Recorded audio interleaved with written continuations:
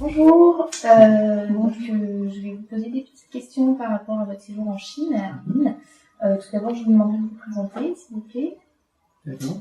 Donc, je m'appelle Julien Mousset, je suis issu de la filière F5, donc en 7 cette année. D'accord. Bonjour, donc je m'appelle Terane Mou, je suis aussi en filière F5 et là je suis en 3e année. Donc je ne suis ni thaïlandaise ni taïwanaise, je viens de Polynésie française. Qu'est-ce qui vous a poussé à partir en Chine pour vos études?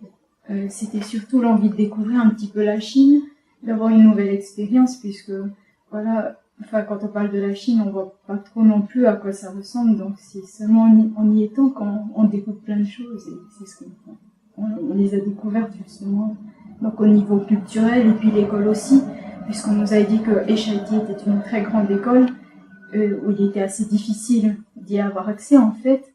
Comment fonctionne le cursus quand on part en Chine? Par exemple, en quelle année vous partez en Chine? Quel semestre est effectué en Chine, à l'ISIMA? Comment se passe l'obtention du diplôme? Donc ce qui s'est passé, c'est qu'en fait pendant le premier semestre, on était resté à l'ISIMA, donc on suivait les cours de notre filière. Normalement, bon après il y avait des cours qu'on n'avait pas pu terminer, qui étaient en fin de semestre, mais qu'on a pu justement, entre guillemets, rattraper en Chine, puisque par exemple, on avait le Java, la matière Java qu'on n'avait pas pu terminer puisqu'on devait partir en Chine, et en fait arrivé en Chine, on avait des cours en Java qui étaient super bien complets, donc finalement il n'y avait rien du tout perdu, et comme l'a dit Julien, c'est une continuité de l'ISIMA. Et donc, du coup, une fois arrivé en Chine, donc on était avec les étudiants chinois qui justement, comme c'est un échange, ils sont venus pour la prochaine année. D'accord. C'est la deuxième année, vous êtes deux. Voilà. Premier semestre ici, deuxième semestre en Chine, avec les étudiants chinois de l'échange. Troisième année, c'est l'inverse. Premier semestre, c'est eux qui viennent avec nous en France. Donc là, on est dans une filière qui est internationale, donc elle est créée cette année. C'est-à-dire qu'on n'est pas dans une filière F5, on n'est plus dans une filière. Mais avec les Chinois et d'autres étudiants, dans des cours dispensés en anglais. Et le dernier semestre, donc le semestre prochain, on a un stage. Donc là, c'est notre choix en Chine, en France, ailleurs. Et on a une thèse à la fin à préparer, puisque comparé à l'ISIMA, à HIT, ils font une thèse. Donc c'est quand même le gros morceau à HIT, c'est la thèse. Donc Voilà, on doit préparer une thèse en plus. valider le diplôme à l'HIT. Par rapport aux formalités administratives, est-ce que vous avez rencontré des difficultés par rapport avec votre inscription ou votre visa? Il y a une agence en France qui fait des visas pour la Chine, donc on peut que donner son passeport et tout le reste. Et une fois arrivé en Chine, on est pris en charge par... il y a totalement toute une administration que pour cette classe. Donc on est pris en charge du début à la fin et tout se passe bien. Et c'est eux qui vous aident à trouver un logement, par exemple? Oui, dans le campus, il y a un bâtiment entier que pour les étudiants étrangers. Est-ce que vous avez vu beaucoup de différences par rapport aux cours qui sont faits en Chine et à l'ISIMA? Et est-ce que vous avez eu un apport positif? Vraiment quelque chose qui a marqué une différence vraiment importante qui vous a apporté beaucoup par rapport aux cours, justement? Les cours ne sont pas dispensés de la même façon.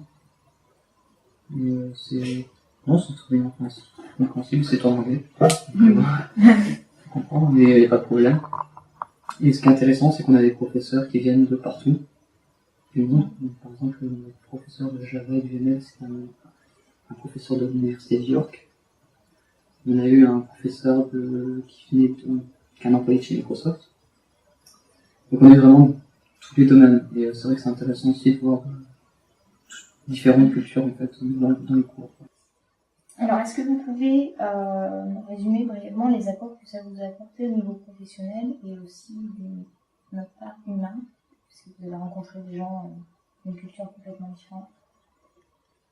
D'un côté professionnel, je trouve que c'est super important puisqu'on découvre justement comment fonctionnent les entreprises en Chine et puis on découvre déjà comment marche le système éducatif en Chine et puis par la suite, par exemple, on pouvait savoir comment marchaient les stages là-bas en Chine. Et puis comme il y a beaucoup de partenariats avec la Chine et l'étranger, moi je trouve que c'est super important. Et puis après, il y a aussi le côté culturel, bien sûr, puisque la Chine constitue en elle-même une culture très importante et très différente de ce qu'on trouve en Europe, et qui est franchement à voir, à découvrir. Enfin, c'est ce qu'on sait d'ailleurs. On a été, je sais pas, super satisfait de tout ce qu'on a vu en Chine. Enfin, la nourriture, par exemple, qui est super bonne. Les gens sont très souriants, sont très très gentils, très ouverts aux gens. Bien sûr, il faut leur parler en chinois, ce qui est un peu normal. Mais voilà, c'était absolument génial. Puis quand on passe sur un CV, dire qu'on a un diplôme chinois, on peut aussi mettre qu'on a quand même des bases en chinois, vu que pendant 6 mois on pratique quand même quotidiennement. Bon, ça fait des choses un peu similaires sur un CV. Et puis, Pas être négatif. pour donner une place de l'Eshaiti en Chine, si vous rencontrez une personne qui est chinoise, même si elle n'est pas étudiante, même si elle est assez âgée, et vous lui dites que vous avez étudié à Eshaiti, elle saura tout de suite c'est quelle école en fait. Et c'est vraiment une grande école en Chine. Moi, par exemple, quand je suis rentré, j'étais dans l'avion, donc dans la Chine, et je suis tombé à côté d'une personne à côté qui n'arrivait pas à me croire que j'étais étudiant à HIT. Elle ne pouvait pas me croire, parce que pour elle, c'était pas possible. Juste en un mot, est-ce que vous pourriez me résumer votre meilleur souvenir? La cérémonie. On était là, je crois que c'est pour tous les deux. La cérémonie des 90 ans de HIT. Déjà, c'était énorme parce que on avait distribué des t-shirts de couleurs pour les gens. Et suivant les différents secteurs où on était, on avait un t-shirt de couleurs différentes. Et donc, dans l'université, donc il y avait quand même 20 000 personnes, tout le monde se déplaçait avec son t-shirt de couleur par groupe. Donc, ça faisait déjà rien que quand on se déplaçait, ça faisait des blocs de couleurs qui étaient déplacés. Et après, on a tous été mis dans un stade de 10 000 personnes. Et c'est là qu'on a commencé à se dire que on était totalement décalé. On ne peut pas imaginer ça déjà en France, rien que 10 000 personnes dans un stade pour une université. Et donc, il y a eu l'ouverture, il y a eu des feux d'artifice dans tous les sens, des acteurs sur la scène de partout. Il y avait une scène avec des grands écrans, il y avait des stars nationales chinoises, il y avait les 3 astronautes qui sont les premiers dans l'histoire de Chine. Il y a eu des personnes du gouvernement qui étaient accueillies avec un chemin rouge avec des verbes de tous les côtés. Enfin, je veux dire, on était totalement ébahis, quoi. On ne pouvait pas comprendre ça pour une université en France, on ne peut pas imaginer. Et donc là, je crois qu'on est vraiment scotché. Et même avant, lors des répétitions, ils utilisaient déjà les feux d'artifice. Et ils comptaient le nombre de jours qu'il restait avant la cérémonie. Ils avaient mis un panneau électrique qui disait il restait 20 jours par exemple.